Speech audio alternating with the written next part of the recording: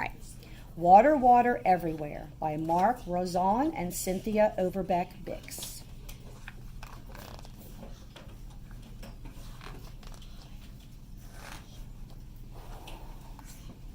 Earth, the water planet, shines brightly in the blackness of space.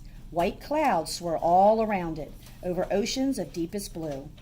Water brings color and life to the earth. Without it, our planet would be dusty, dry, and dead.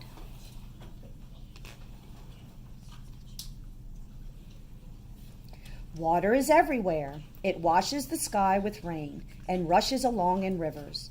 It splashes down waterfalls and sparkles in the dewdrops caught on a spiderweb. Water is part of every living thing: the stems and leaves of plants, the bodies of humans and other animals.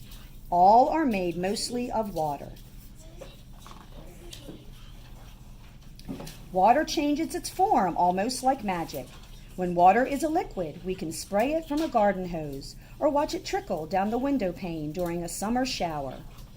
When water is boiling hot, it produces droplets called steam, which we can see whistling from the spout of a tea kettle or erupting from a hot spring deep underground. When it gets very cold, water freezes into solid ice. It may be as big as an iceberg floating in the Arctic Sea or as small as the ice cubes tinkling in a glass of lemonade. The water on Earth now is the same water that was here when Earth began. Water changes its form over and over in a never-ending cycle. It rises into the air from oceans and lakes as vapor, a gas we cannot see. As it rises, the vapor cools and turns back into tiny water droplets which form clouds. As the clouds drift across the sky, the droplets stick together and fall back to Earth as rain. If the air is very cold, the rain freezes and falls as hail, sleet, or snow. Some of the rain and melting snow soaks into the soil and goes deep into the earth. Some of it flows back into rivers, lakes, and oceans. Sooner or later, the same water will turn into vapor again, and it will begin its journey once more.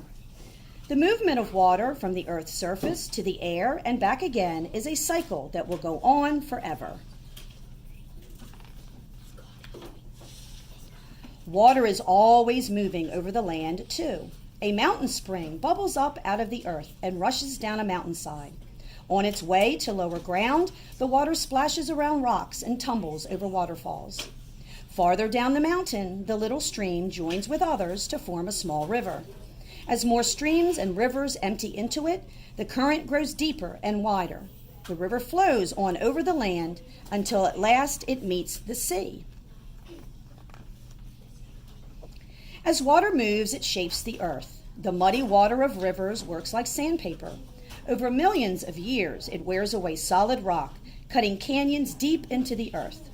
High in the mountains and in the coldest parts of the world, snow builds up to form deep fields of ice called glaciers. As they slide slowly downhill, glaciers pick up rocks and boulders and, over thousands of years, gouge out great valleys.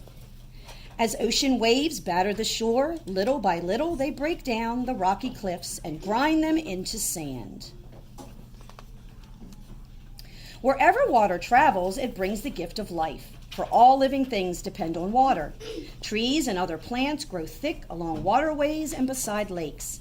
Rain helps keep forests and gardens lush and green. Thirsty animals drink their fill and splash in cool water holes. Some creatures, like lobsters, fish, and whales, spend their whole lives in water. People depend on water too.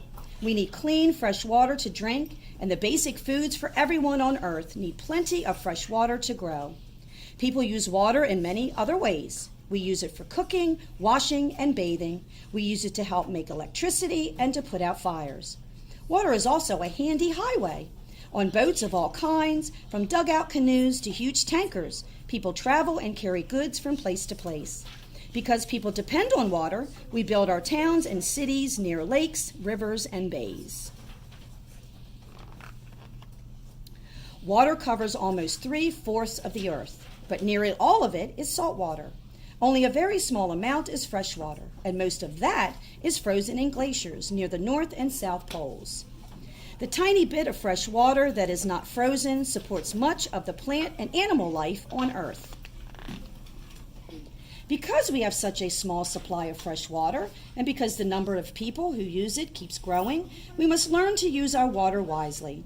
People waste water every day, often without realizing it. When we don't fix leaky faucets, when we leave the water running, when we take baths instead of quick showers. In many places, people are using water faster than it can recycle itself. We must also learn to keep Earth's water clean. Cities dump tons of waste into the ocean. Factories empty harmful chemicals into rivers, lakes, and bays. Smoke from cars and industry mixes with water vapor in the air and falls to Earth as acid rain. All these things pollute our water supply, making it too dirty for people and other animals to drink, and too dirty for fish and other creatures to live in. Polluting our planet's water spoils not just its usefulness, but the beauty it brings to the earth. We love to watch a clear lake sparkling in the sun. We tingle with the feel of cool water flowing over our skin as we dive in. We delight in catching snowflakes on our tongues and in skimming down snowy mountain slopes on our skis. We pause to hear the music of a bubbling forest stream and to breathe in the fresh, salty smell of the sea. Being near water keeps us in touch with the life of the earth.